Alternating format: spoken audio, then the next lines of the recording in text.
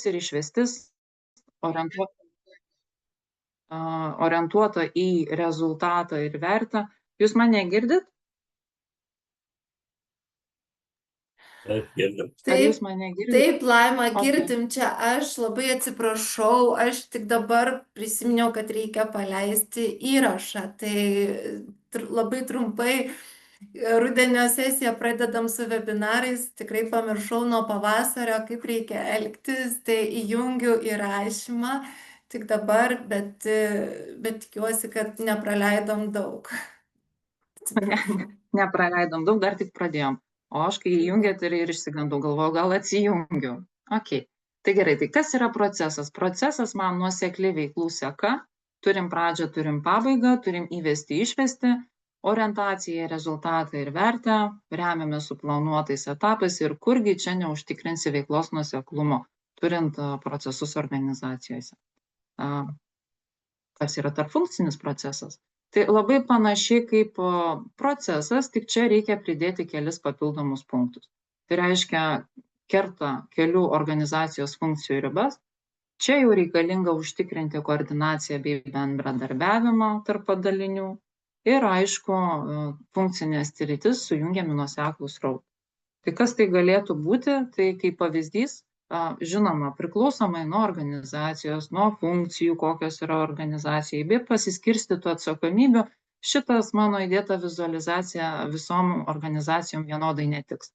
Bet tom organizacijom, kurios turi klientų aptarnavimo centrą ir kokybės skyrių, ir tarkim, jos yra taip išsidalinusios funkcijos, tai čia turim dviejų funkcijų procesą. Tai kada klientų aptarnavimo centras užregistruoja skundą, kokybės skyrius jį išnagrinėja, paruošia atsakymą klientui, o tada klientų aptarnavimo centrui belieka tą atsakymą ir pateikti klientui. Toks pakankamai paprastas, trumpas procesas.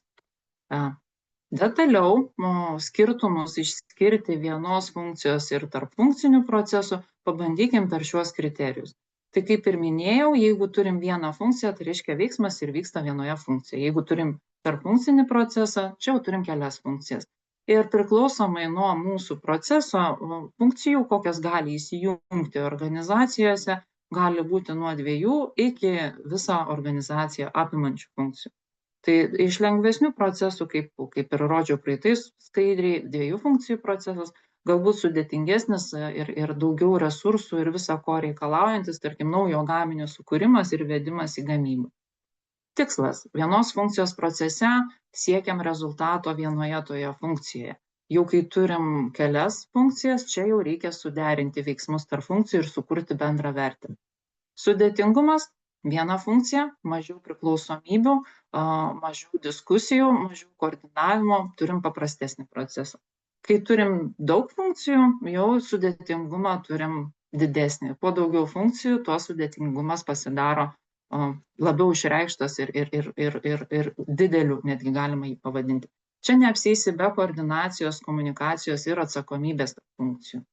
Taigi, žiūrint į patį valdymą, o kitaip tariant, ieškant savininko ar šeimininko to proceso, vienos funkcijos procese labai paprasta. Arba funkcijos vadovas, arba vadovo paskirtas toje funkcijoje veikiantis darbuotojas. Kai turim tarp funkcinį procesą, čia jau vadovo, to vadinamo savininko, lyderio, jau reikia paieškoti. Ir gali nutikti taip, kad ieškant to savininko prireikti gali netgi aukščiausio lyderio įsikišimo ar net aukščiausio lyderio vadovo.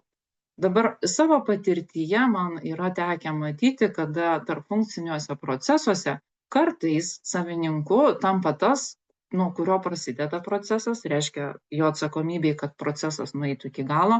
Yra ir kita priklausomybė, kada tas, kas gauna tą vadinamą rezultatą, tas ir patampa tos funkcijos atstovas ir patampa šituo proceso šeimininku. Tai vėl priklausomai nuo organizacijos, nuo dydžio, požiūrio ir atsakomybių skirtingai gali išsidėstyti ir kas tai yra procesų savininkai. Turim procesą, žinom, kas yra tarpfunkcinis procesas, eikim prie projektų. Tai kaip pavyzdys sakiau, tarkim, naujo gaminio įvedimas, sukūrimas ir įvedimas. Akivaizdu, kad čia reikalinga ir gamyba, ir skyrius, kuris developina produktą, reikalingas ir marketingas, reikalingas ir technologijų skyrius, reikalingas ir kokybės skyrius, ir ko tik čia kokio skyriaus nereikia. Tai projekto veiklos prasideda vienoje funkcijoje, keliauja per kitas ir galų gale baigėsi rezultato sukūrimu ir vertės sukūrimu.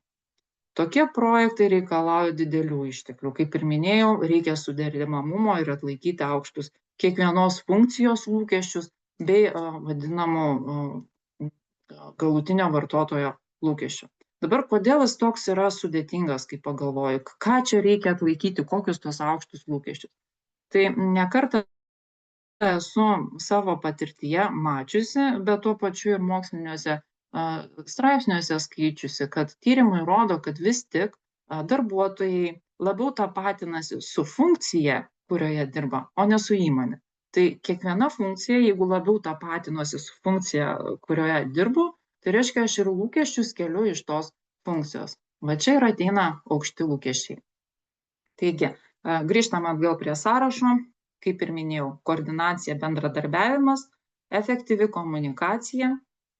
Tokie projektai valdomi naudojantis projekto valdymo įrankius, aišku, kuriama ir struktūra, vertinami pagal kokybę, trukmę, sąnaudas, prisitaikymą, siekiama, aišku, bendro rezultato. Ir kaip ir šalutinis poveikis, gerasis šalutinis poveikis yra toks, kad procesų tokie projektai skatina ir pačių procesų efektyvumą. Kada susirenkam iš skirtingų sričių, skirtingi atstovai, atrandam naujas galimybės procesų efektyvumam, o kas duoda didelį pasitenkinimą klientui, galutiniam vartotojui, bet klientų galėtumėm čia vadinti ir tą, kuris yra kaip estafetėje perima toliau procesą vykdyti. Tai skatina darbuotojų profesinį augimą, komandinį darbą bei motyvaciją. Klasikinė projekto pabaiga. Specialiai tai pasivadinau, už manęs lentynoje nemažai knygų, vienos iš jų yra apie projektus ir čia galima rasti iš principo galbūt skirtingą seka išdėstytus, vienoje literatūroje pateikiamus vienaip, kitoje literatūroje pateikimus kitaip, bet visi jie kalba apie tą patį. Turim užtikrinti, kad tai, ką susitarėm, padarėm. Reiškia, visos užduotys įvykdytos, turim susitarti, kad tai pasiekėm tuos vadinamus KPI-sus ar aprašus, ką buvom susikūrę. Turim sutarti, kad visi, kas dalyvavom projektą, tai yra visos suinteresuotos šalis, sutinkam, kad tą projektą pabaigiam. Aišku, čia neapsieisi ir apie dokumentacijos uždarimo, archyvavimo, neapsieisi ir be išmoktų patirčių, neapsieisi ir be galutinių ataskaitų perdavimo, aišku, projekto uždarimo, suinteresuotų šalių atleidimo bei patirties dalinimas. Smagioji viso šito dalis yra, aišku, atšventimas, sudėjimas taškų ir galbūt kai kuriuose organizacijose taikoma bonusavimo sistema. Dabar, kas yra procesinio projekto pabaiga?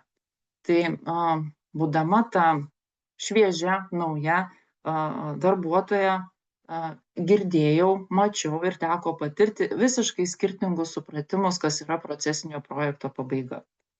Man visada keldavo klausimą, kaip čia taip matom skirtingai, kas tas proceso pabaiga yra procesinio. Kadangi kėlė klausimą, tai reikėjo paieškoti ir atsakymų. O atsakymus radau mokslinėje literatūroje ir pagalvojau, kad labai gerai įvardinta. Tai reiškia pagal laikotarpį ir supratimas.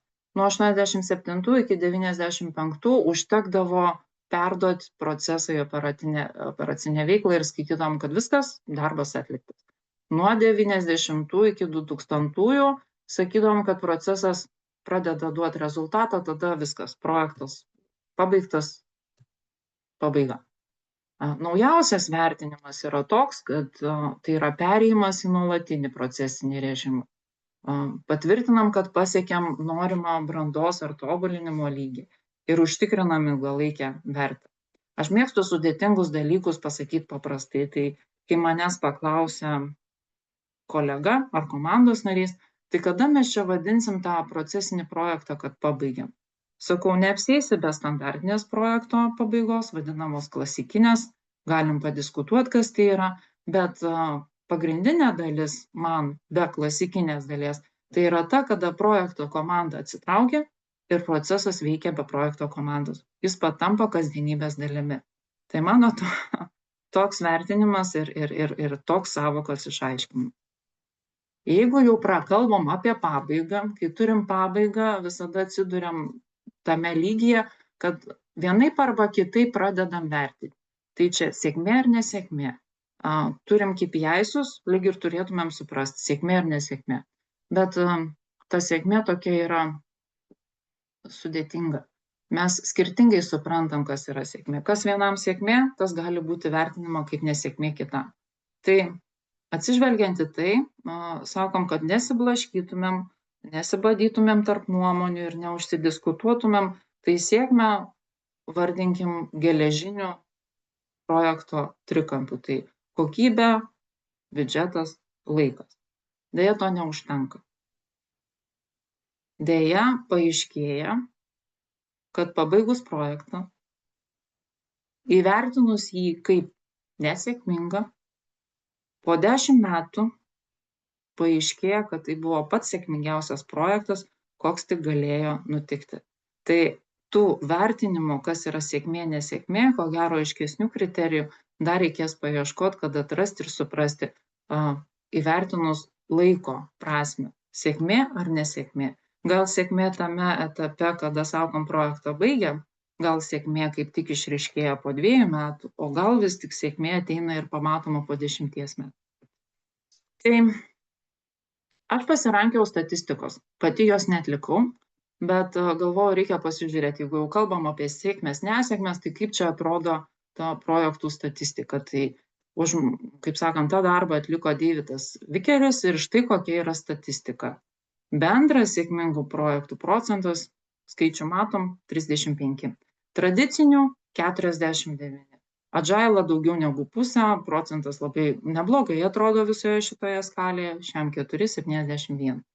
Dabar, kai kalbam apie įmonę ar įmonės ir žiūrim visą krepšelį, kiek projektų valdo, tai tų sėkmingų įmonių, kurios sako, visus projektus užbaigiam sėkmingai, nėra tiek daug, 2,5 procentų. Jeigu jau prakalbam apie tokius dalykus, tai reiktų pasakyti ir kiek vis tik žlunga tų projektų. Tai statistika sako, kad apie 18 procentų jų žlunga. Kas susiduria su iššūkiais? 43 procentai. O kai kalbam apie labai didelius mega projektus, tai čia sėkmė lydi tik 0,5 procentus projektų. Jeigu žinom tokią statistiką, akivaizdu, kad reikia panagrinėti, kas tos yra nesėkmės. Tai būdama jauna specialistė, aš turėjau išsikėlus savo tokią mintį. Kaip raktą į sėkmę. Jeigu aš žinosiu, kas tos nesėkmės, jas laikysiu šalia tą sąrašą, tai tikrai taip man nenutiks ir aš tikrai patirsiu sėkmę. Ir sakyčiau, tai buvo naivus jaunimas. Savo patirtimi turiu pasakyti, kad nuo tos pirmos skaidrės, kurią pamačiau kažkada labai seniai mokymuose, tai šiandien sąrašą matot didelį, 39 nesėkmės. Jeigu manęs paklaustumėt, ar man teko nors vieną iš tų nesėkmių patirti, tai tikrai taip, nepaisant to, kad aš tą sąrašą turiu. Bet taip jau gyvenime yra, kad mašinos neišmokau vairuoti, stebėdama, kaip kiti vairuoja, tai ir nesėkmės paskaičius ar vedant jų tokį sąrašą, nenutiko taip, kad aš sugebėjau jų neišvengti. Tai mano esminės nesėkmių priežastis sąrašas čia trumpesnis, bet kad nevargti per visą šitą neskaityti sukauptas 39, tai čia išskirsiu 5, kurios, manau, esminės, į kurias privalom reaguoti, privalom iš karto, ne tai kaip čia pasakyti, palaukim, pažiūrėsim, kas iš to gausis, gal savaime išsispręs. Kitaip tariant, mėgstam netgi sakyti, kad tu jas turi jau ir užuost ore, kad jos artėja ir iš karto nesdelsiant imtis priemonių. Tai yra toks kaip nesėkmės priežastis, tai yra pasipriešinimas pokyčiams, nepakankama aukščiausios vadovybės parama, nepakankamas mokymas bei švietimas, aišku, prastas bendravimas ir niekur be to nedingsi, išteklių trūkumas. Turim nesėkmes, turim mano išskirtas esminės nesėkmes, ką dabar su jom daryti. Jeigu sakau, kad to sąrašo neužtenka tik paskaityti, tai kaip čia dabar jas įveikti? Tai patarimas mano yra paprastas, kaip nėra vieno vaisto nuo visų ligų, taip nėra vieno recepto ir visom nesėkmėm kaip išvengti ar jas paversti į sėkmes. Kiekvienam projekto įgyvendinimo etape yra vadinami savisprendimai. Tai jeigu kalbam apie planavimo etapą, tai čia siūlyčiau sukurti sąmoningumą ir būtinybę. Tai ką tas mums duos? Tai mums palengvins, ne tai kad palengvins, bet mums užtikrins, kad negausim pasipriešinimo, susidėliosim tvarkingą struktūrą bei užsitikrinsim vadovybės paramą. Antrame etape, tokį, kokį aš jį išskyriau įgyvendinimo etape, labai svarbu turėti žinias ir gebėjimus. Tai įgalins veiksmus ir trumpalaikių pergalių užtikrinimą. Reiškia, diegsim, įgalinsim ir stebėsim, kaip mums sekasi. Ir paskutinis etapas, taip kaip turėjom pamatus, kaip turėjom sienas, tai dabar denkim stogą. Tai paskutiniam etape yra svarbu įtvirtinti pasiekimus, įtvirtinti naujų metodų naudojimą. Tai reiškia, turėsim ir dokumentuoti, ir plėsti tą vadinamą tvarią praktiką. Tai žiūrint į šitą metodiką, artėjam prie to, kad pagaliau mes galim pasiekti sėkmę. Net jeigu ir susidūrėm su tom nesėkmėm, atsimenam, tų iššūkių turi ne vienas projektas, pagal statistiką jų yra. Tai vadinasi, turim metodiką, kaip įveikti nesėkmes ir štai sėkmės veiksniai. Nepaminėjau, kad aš kaupiau 2 sąrašus. Vienas nesėkmių, kitas sėkmių. Tas, kaip sakant, jaunatviškas naivumas. Tai šiai dienai šiam sąraše šiek tiek kitaip išskirstyta yra 26 sėkmės veiksniai. Esminiai, kuriuos aš juos išskirčiau, tai yra 8. Tai aiškus tikslai ir planas. Labai gerai surezonuoja toks pasakymas, jeigu tu nežinai, kur tu eini, tai kaip tu ten nueisi? Tai aiškus tikslas, aiškus planas. Kompetentingas projekto vadovas ir lyderystė.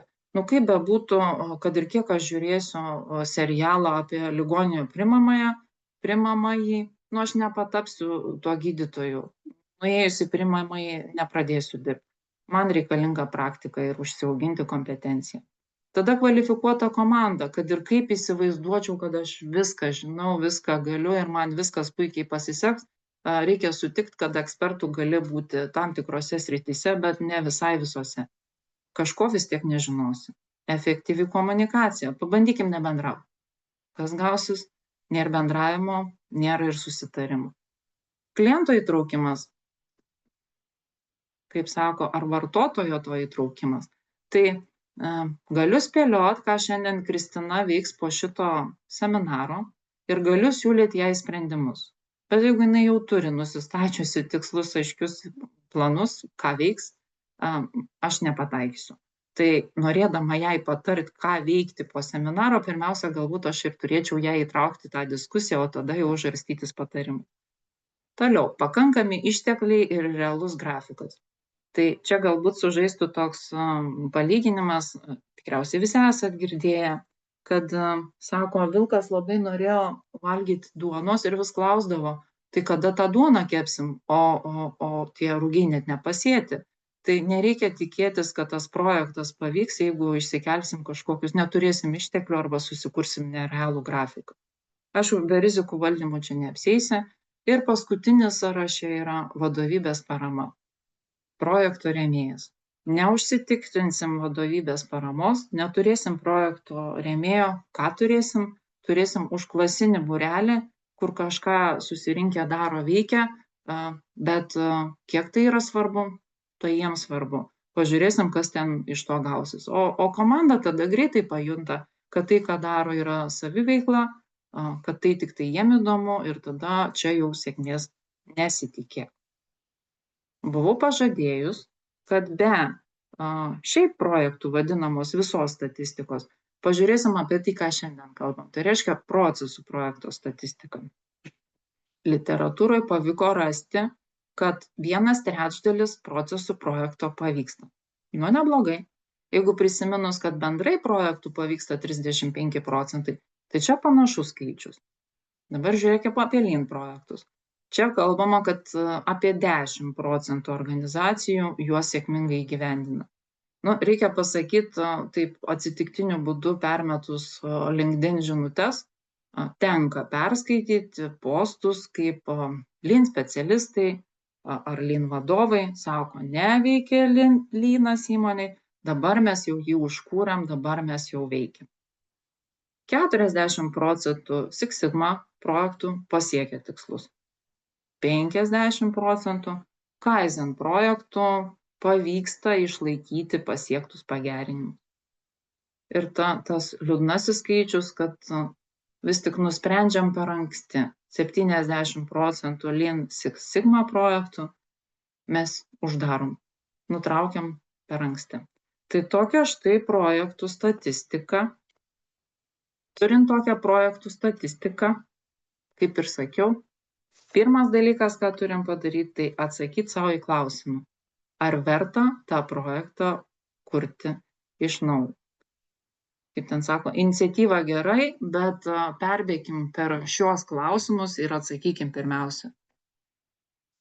Paskambino, neveikia. Paleidot, reikia greit užkurt, kad pradėtų veikti. Pasitikrinkim, ar tas mūsų procesas vis dar mums aktualus. Ar jis dera su organizacijos tikslais. Jeigu ne, tai negaišinkim nei savo laiko, nei komandos ir nešvaistykim resursų. O jeigu jau atsakėm, kad dera, kad reikia, tada žiūrėkim į šitą užkūrimą kaip į naują projektą. Apsibrėžkim projektą, nusimatykim išteklius, turėkim planą, vertinkim rizikas, atlikim stebėseną ir kontrolę. Ir jeigu ties šitais punktais kažkuriame viename iš jų vis tik matysim, kad tas mūsų atkūrimas neveiksmingas, žinom sėkmes, žinom nesėkmes, žinom kaip įveikti tas nesėkmes, bet matom, kad atkūrimas yra neveiksmingas. Tai vėl stopas. Nepabijokim ir drąsiai pasakykim, kad laikas sustopti, vardinti esminės priežastis, kodėl stabdom. Visus šitos punktus apjungia 8, tai reiškia nuolatinis bendravimas. Skaidrumas, įtraukimas ir aiškus vaidmenų pasiskirtimas. Artėjame į pabaigą. Paskutinė dalis. Tai ką daryti, kad tas procesas pradėtų veikti? Mano asmeniniai patarimai. Pirmiausia, nelaukim, kol tas projektas pasibaigs. Testavimas. Labai gelbėja realiom sąlygom, su realiais vartotojais, ne projekto komanda, ne kažkoj produkciniai, neprodukciniai, kažkokioj kitoj aplinkoj, ne toks, koks, tarkim, paskui pakoreguosim kažką, bet tas realus procesas ar proceso dalis, kurią susikūrėm, pratestuokim. Gausim grįžtamąjį ryšį, matysim, kaip jisai veikia, tuo pačiu užsitikrinsim ir realių vartotojų palaikymų. Realūs vartotojai pasakys, kas jiems tinka, kas nepatinka, matysis, kurį reikia pataisyti, o tuo pačiu jie pataps ir suinteresuoti, jeigu atsižvelgsim jų lūkesčius ir rūpesčius, su kuriais susiduria, suinteresuoti, kad tas procesas galų gale ir pajudėtų. Pačioje projekto struktūroje mes labai aiškiai atsibrėžiam atsakomybės. Tai nereikia pamiršti, kad komandai pasitraukus atsakomybės kažkam pereina. Tai dar viena svarbi dalis, įsivardinkim, kas, ką, nuo kada perima. Ir tai visiems iškomunikuokim. Mokymai. Kad ir kaip aš čia norėčiau pasakyti jums visiems, kad mano patirtis didelė ir aš čia viską išmanau, o gal kažkur ir ekspertė didelė esu. Aš noriu pasakyti, kad jeigu startuojam su procesu, naujų procesu, tai nereikia būti naiviam, bet reikia suprasti, kad pirmiausia reikia pamokyti proceso dalyvius, parodyti, kaip tas procesas veikia, išgirsti jų klausimus ir atsakyti. Reikia sukurkim instrukcijas, nepadeda popierinės, kurkim video. Nepalikim tų proceso dalyvių neapmokytų ir galvojant, patys susigaudys, išplauks. Kaip paprastai sakoma yra, jeigu tas procesas šiaip neveikia, žmogus grįžta prie paprasto Excelio, kaip pavyzdys, ir tada daryk, ką nori. Įrankiai. Aš esu mėgėja paprastumo. Tai ir pati nemėgstu tokių kažkokių kaskadinių, sudėtingų dalykų. Aš noriu, kad tas procesas būtų toks, kad jisai, tai yra įrankis, jis būtų toks, kad aš net intuityviai galėčiau susigaudyti.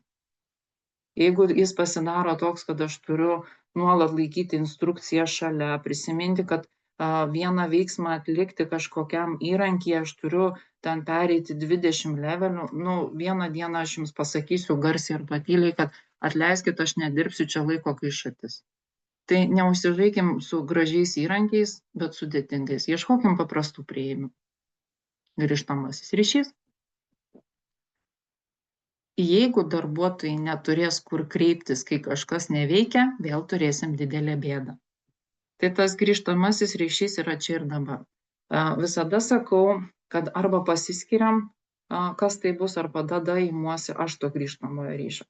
Kai ištinka bėda, nežinau, kur paspausti, nežinau, kaip čia apsieiti, pamiršau, instrukcijos nesuprantu, ar ką. Paprasti dalykai, kuriuos galiu ir aš įveikti padėti, tai reiškia suteikti grįžtamąjį ryšį. Paliksiu vienus kapstytis, bus bėda. Neturiu kur kreiptis, kai neveikia, arba atsakymas yra uždelstas, kai man jo reikia dabar. Tai kaip ir galima tikėtis, procesas naujas po truputėlį miršta. Ir aišku, adaptacija. Gaunam grįžtamąjį ryšį, girdim, kas neveikia, tuo pačiu išgirstam ir kas žmonėm būtų patogiau arba lengviau. Tai proceso neiškaliam akmenyje. Jis turi turėti vietos ir laisvės taisymams. Kitu atveju vėl galim sakyti, kad visi aplinkui blogi, mes tik čia viską gerai padarėm. O jei prisiminkim patys, kai pradedi kažką daryti, atsiranda įgūdžiai, atsiranda supratimas ir atsiranda matymas, kaip daryti geriau, taip mes ir tobulėjam. Tai tokie mano patarimai. Ir dabar klausimas jums, o kaip jūsų proceso projektai? Ar tikrai jie baigėsi? Kol kas aš čia nematau klausimų, tai tikrai galite arba kelti ranką ir užduoti klausimus, arba parašyti čatą, aš perskaitysiu, jeigu nėra drąsos paklausti gyvai, bet gal kas turit klausimų iš karto, nes aš tikrai rašiausi. Jeigu niekas, tai aš tada, žinai, tikrai daug geros tavo pakaupėjai jaučiasi, turėjai, patirties, man labai įdomu, nes pati susiduriu su tuo projektai, procesai, dabar tas apie valdymo įrankius, tu sakai, paprastumas labai svarbu, tai su kokiais įrankiais dirbai, aišku, čia ne reklama, bet tiesiog pasidalinti patartimi, ar projektų valdymo įrankiai tinka procesinių projektų valdymams, ar galbūt yra vienas kažkoks tulsas, kurį tu sakai, kad tau gerai veikia, nes aš tikiu, kad ta adaptacija reikalinga. Bet trumpai tavo įžvalgos to klausimu.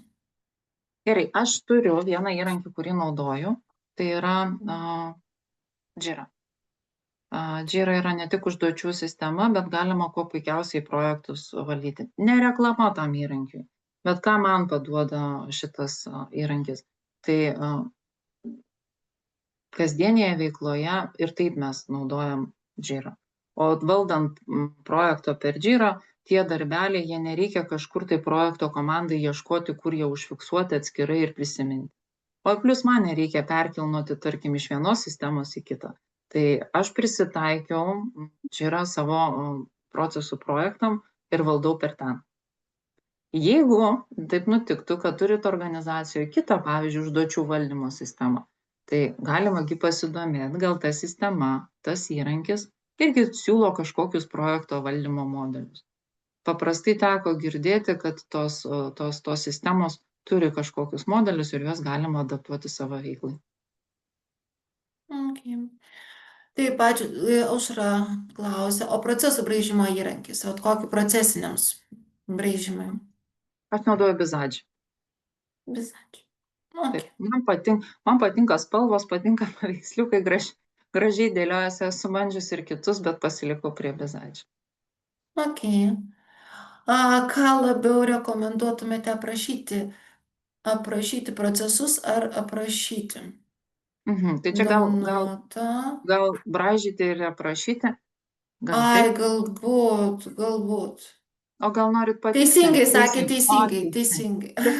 Aš taikau dviejopą sistemą. Dabar vienuose mokymuose išgirdau labai gerą patarimą ir dalinuosi šiuo patarimu su jumis. Nenaudokit braižydami procesus visus absoliučiai simbolius, kokius programa siūlo. Apsiribokit tais suprantamais simboliais.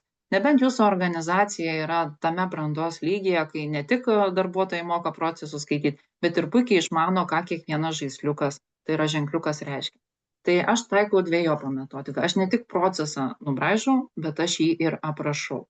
Tarkim, jeigu kažkam yra sudėtingiau suprasti vaizdinę dalį, ne, nors jau braižom procesus taip, kad būtų visiškai aišku, derinam per kelis kartus, bet tas tekstinis aprašymas jis nepamaišo. Jeigu kyla kažkam abejonė, galima paskaityti ir rasti atsakymą.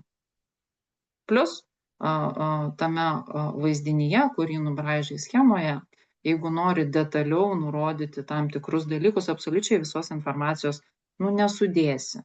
Tiesiog schema bus užversta visa informacija, kuri tuomet atrodo ypatingai svarbi ir ją reikia paminėti. Tai tam gelbėja tekstas. Tai mano metodika yra tokia, kad aš dedu proceso schemą, o apačioje surašau veiksmų seką. Tada jau tekste gali prisidėti kiek nori. Telpa. Ir schemos neužgožia. Aš dar turėčiau klausimą. Ačiū labai už pristatymą.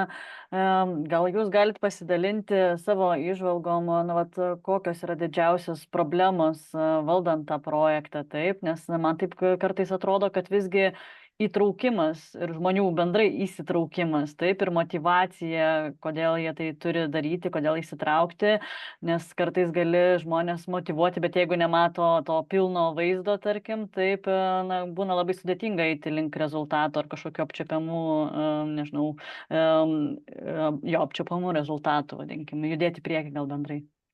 Aš sutinku su jums. Tik tai noriu pabrėžti, kad čia yra dar vienas procesų, ypač tarp funkcinių procesų žavesys, kad turi galimybę pažinti įvairių funkcijų atstovus. Ir įdomioji dalis yra, kad kiekviena ta funkcija turi savų niuansų. Tai tarkim, kas tinka aplinkosaugai, visai netinka IT skyriui. Kas tinka IT skyriui, visai netinka pirkimams. Tai vat bendraja prasme, jeigu neužsitikrinam vadovybės palaikymo, jau turim tą tokį saviveiklos būrelį. Tada jau ir tas įtraukimas pasidaro toks per jėgą, turi pats ieškoti tų įtraukimo metodų, bet jeigu vadovybė karts nuo karto arba sutartu metu paklausia komandos narių, tai kaip jums ten sekasi su tuo projektu, o galbūt jie ir patys ateina pristatyti savo pasiektus rezultatus, jau įtraukimo dalis kaip ir yra išspręsta. Visi žmonės, kaip bebūtų, nori papasakot, ką jie veikia ir kokius rezultatus pasiekia. Tai iš principo priklausomai, čia gal reikėtų atkreipdėmės ir tai, apie kokią mes organizaciją kalbam. Vienos susiduria su vienom problemom, kitos susiduria su kitom. Buvo laikas, kada dirbau Lean srityje ir aplankydavau labai daug įmonių ir dalyvaudavau Lean konferencijose.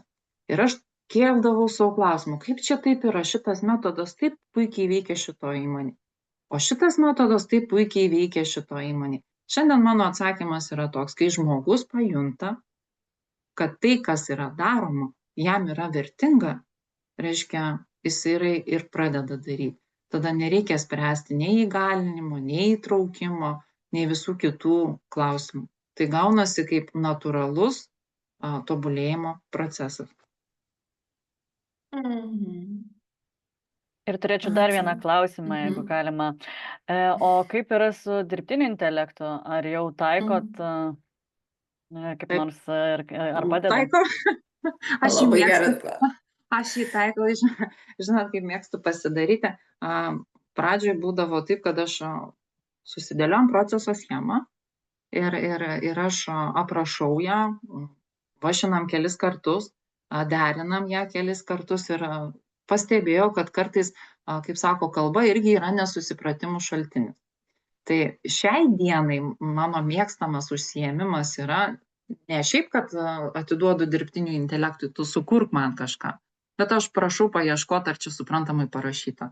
Ir tik tai turiu pripažinti, kad kai kuriuos sakinius jis man pataiso ir man pačiai netgi aiškiau, kaip reikėtų parašyti. Sekantį kartą jau aš pati kitaip formuluoju tą sakinį. Tai taip naudoju ir labai džiaugiuosi, turiu gerą draugą. Raminta, ačiū labai. Donata klausia, kaip elgėtės susidūrę su komandos pasipriešinimu, kokias strategijas naudojate, kad įveiktumėte pasipriešinimą ir pasiektumėte bendrų rezultatų? Kalbamės. Pirmiausia yra kalbėjimas. Jo. Jeigu turim pasipriešinimą, niekur čia nedingsi, strategijos nesukursi, jeigu nesuprasi, kodėl tas pasipriešinimas yra. O dabar spėlioti ir sakyti, kodėl priešinasi, tikrai nerekomenduoju. Susėskit ir pasikalbėkit. Sutarkit, kad kalbėsitės atvirai. Leiskit sakyti komandai ir nepulkit gintis.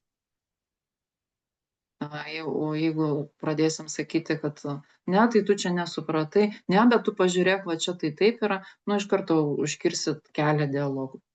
Išklausykit. O kai išklausysit, tada rodykit norą. Rodykit norą dirbti kartu komandoje ir kartu ieškokit sprendimų. Jeigu jūs priimsit komandą, kuri sako ne, tai komanda priims ir jūs, kai jūs sakysit taip ir aš noriu girdėti ir aš noriu daryti kartu su jumis. Tokį patarimą siūlau. Labai teisingai. Plius dar aukščiausio lygio vadovų įsitraukimas, čia kaip visada visur yra labai svarbus. Klausimai bėgam. Kaip paskatinti organizaciją imtis kito projektinio valdymo metodo taikymo, jeigu matai, jog turimas ne visai veiksmingas, kaip inicijuoti pasikeitimą, esu naujokė savo darbovietėje ir jau atėjusi matau, kad kito projektinio valdymo metodai būtų šiai organizacijai tinkamesni. Parodykit realius pavyzdžius. Gali atrodyti sudėtingai, kaip čia dabar mokytis tos organizacijos metodą, ne, ir turėti dar savo metodą.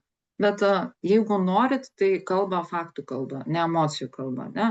Nes, kaip ten sako, kas rėkia garsiau, tas laimim. Tai taip nedarykim. Tiesiog imkim, kalbėkim faktų kalbą, parodykim, veskit projektą tame įrankyje, kurį naudoja įmonė ir parodykit naudas to pačio projekto, jeigu vestumėt kitame įrankyje, kurį matot. Vadovai yra labai protingi žmonės, kitaip jie nebūtų vadovais. Ir jie tikrai pagaus jūsų argumentus. Dėkui. Aš turiu klausimą. Ir Gitana sako, ačiū labai, iš tiesų labai ačiū. Argumentų kalba, kai yra tikrai viena iš svariausių. Turiu klausimą. Minėjai tarp funkcinės atsakomybės ir savininkus, kad jeigu mes turim tą tarp funkcinį procesų projektą, tai vis tiek, bet savininkas turi būti vienas. Ir pagal kokius kriterijus yra tikslingiausia spręsti, kam atiduodama savininkystė? Tokių aiškių kriterijų šiandien aš jums nepateiksiu. Galbūt jie yra tokie, kaip sako, minkštieji įgūdžiai, ne, ir vėl reikėtų atsižvelgti į pačią organizaciją. Sėdam, tariamės. Turim kelių funkcijų atstovus tame projekte. Pirmas dalykas, kurį galit padaryti, tarkim, savanoriško vadovo, ne? Kas norėtumėt būti už šitą procesą atsakinga? Kartais tokių atsiranda, ne vienas ir ne du. Tada diskusija kyla, kodėl aš turėčiau būti arba kodėl tu turėtum būti. Tai toje diskusijoje ir išgirsit pagrindinius argumentus. Būna taip, kad jų neatsiranda. Tai tada bandom patys kalbėtis, ir sakyti, o kas būtų, jeigu už šitą procesą lyderystės imtųsi, tarkim, funkcija pirkimai, ne? Išsako savo argumentus, kodėl jie galėtų arba kodėl negalėtų. Ir tai pereinam per funkcijas. Ir tada vėl ateina tas loginis sprendimas, kas vis tik galėtų būti. Nereikia atmesti varianto, kai vis tik girdint visus argumentus atrodys visi logiški ir teisingi ir ką dabar daryti. Tai tiesiog paimam ir pasitariam su aukščiausio lygio vadovu. Argumentai visų atrodo svarūs, sunku apsispręsti ir kaip galėtumėm elgtis. Mažiausiai, ką gausit mentorystę ir patarimų, kaip tokioje situacijoje elgtis. O tada ir vadovausitės tuo patarimu, kokį išgirsit. Ačiū labai. Gal dar klausimų nėra, tai aš irgi tokį vieną irgi iš patirties ir kaip ir sakai, tas procesinis projektas, jisai kaip ir baigėsi tada, kai tampa rutina, ne? Man taip. Bet vat, ar būna tokių atvejų, ar turėjai praktikoje tokių atvejų, kaip jis tampa rutina, bet, vat, kaip sakai, nesėkmės, ne po 2 metų sužinai, kad ta nesėkmė buvo didžiausia sėkmė. Tai vat įsivažiuojas tampa rutina, bet tų KPI-sų, ne, kaip projektas, tarkim, po kažkurio laiko tas stebėsina, kaip veido nepasiekia. Ar stebi tokius dalykus? Yra tokių variantų. Mhm. Dabar vėl apie KPI-sus. Tų diskusijų, ko gero, galima net atskirą temą turėti, kas yra KPI-sas, kas yra KPI-so tikslas, ne? Nu, tarkim, man uždėsit KPI-są, ten nubėgt kažkiek kilometrų per kažkokį laiką. Nu, viskas, iškart žlugimas. Bet jeigu tarsimės, kad aš nueisiu kažkokį atstumą per kažkokį laiką, tai aš jį įgyvendinsiu. Tai apie KPI-sus galim kalbėtis irgi atskirą temą. Tai tas realus KPI-so nusistatymas tikslo, ne, yra labai svarbus. Kažkas Ne, žinai, užsideda va tada daugiau. aš tokį va pasakysiu, yra procesas, įgyvendinamas procesas, jis tampa rutina, Mhm. bet va to rezultato, tarkim, perkuriam procesą, jį sutrumpinam, bet to rezultato kartais sumažėjęs laikas, na, negaunam. Tuo procesu, va tai kas yra sėkmė ar nesėkmė, aš suprantu, kad tai tobulinam. Taip. Vėl atsakysim savo į klausimą. Ar tai dabar tas, kur buvom nusistatę ir tas, kurį turim rezultatą. Jis mums tinka ar ne? Jeigu sutarėm, kad netinka, grįžtam tobulinti, žiūrom, kur ten kas, ką galim padaryti kitaip. Ir žavesys visada procesų tobulinime yra, kad kiek tu kartų begrįžtum prie to proceso, atgalios, praėjus kažkokiam laikotarpiu, vis atrandi, ką tobulinti, vis atrandi, kur galima padaryti geriau. Nepabijot grįžti, jeigu to reikia. Jeigu užsidėti KPI-sai, taip sekam, taip žiūrim. Ir jeigu nusprendžiam, kad rezultato norim vis tik tokio, tai reiškia grįžtam atgal. Ir vėl žiūrim, ką galim padaryti. Taip. Ačiū labai. Gitana dar klausia, ką galėtumėte patarti teisinių projektų procese viešojo sektoriaus, kai yra rengiamas teisės akto, įstatymo pakeitimas ir panašiai.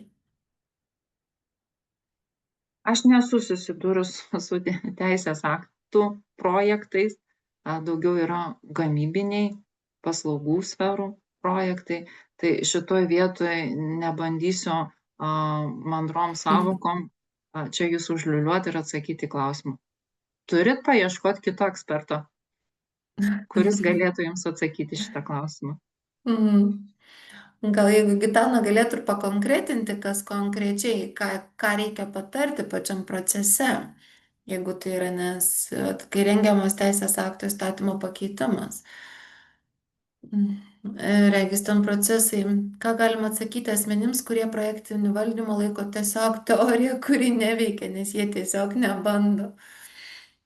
Kalbėkit argumentų kalba, rodykit savo gerasias patirtis. Galit pasitelkti taip, kaip aš šiandien paieškojau jums ir parodžiau statistiką, kas veikia, kas neveikia. Tas žavesys to gyvenimo yra toks, kad tu galvoji, kad tu atrandi dviratį, bet kiti jau būna jį išradę ir nuvažiavę toli toli. Tai matau ekrane Juliją, šiais metais kartu pabaigėm rinkodaros mokslus. Tai čia besimokydama, aš supratau, kiek daug dalykų galima paimti iš tos vadinamos mokslinės literatūros. Ir aš ją įsitraukiau į savo gyvenimą ir kai ieškau tam tikrų atsakymų, aš pažvelgiu, kas vyksta, ką kiti yra ištyrinėję, kokius metodus naudojo, kokius atsakymus gavo. Tai aš už tai, kad dalintumėmės vieni su kitais ir kad pritaikytumėm tas patirtis. Tai aš galiu dar šiek tiek papildyti, Gitanai, atsakant tokiems žmonėms, galima atsakyti, kad viskas tvarkoja, jeigu veikia taip, kaip jie valdo. Bet galbūt tada projektai mažesni arba projektai mažesni ar ar tas know-how labai sėkmingas, bet norint, kad projektai važiuotų ir jie turėtų atlieptų ir planus, ir lūkesčius visų suinteresuotų šalių rizikas, tai be projektinio valdymo toli nenuvažiuosi. Įdomu, kokie argumentai tų asmenų. Ja, būtų įdomu išgirsti. Ir to padiskutuoti tiesiog būtų. Jeigu argumentai yra tiesiog emocijos, tai čia siūlyčiau negaišt laiko. Neįrodysit emocijai, kad dabar tu nusiramink. Jeigu kalbam argumentų kalba, tada diskusija yra produktyvi. Teisingai. Teisingai. Gal dar kas turit klausimų? Ačiū, Gitana, labai jums.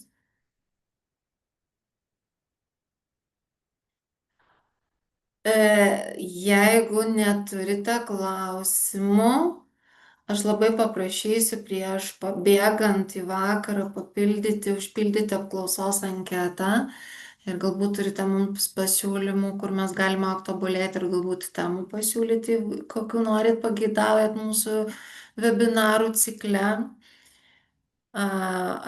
Ir nežinau, jeigu klausimų daugiau nėra, niekas nenori pasisakyti, tai dėkui, labai patiko, ačiū labai, Aušra, smagu girdėti. Tai Laima, nežinau, jeigu turi kažką paskutinį žodį. Turiu. Žinokit, jūs ne vieni, pažiūrėkit, kiek daug susirinkom, tai reiškia, kas susirinkom, tiem svarbu. Tai bet kokiam tam kelyje, sėkmių ar nesėkmių, atsiminkit, kad nesat vieni. O šiandien ačiū, kad sudalyvavot ir raginu, kai tik turėsit progą, dalinkite savo patirtimis. Gerai, ačiū labai visiems už dalyvavimą ir iki kitų kartų. Ačiū. Ačiū. Viso. Viso. Ačiū visom. Ačiū.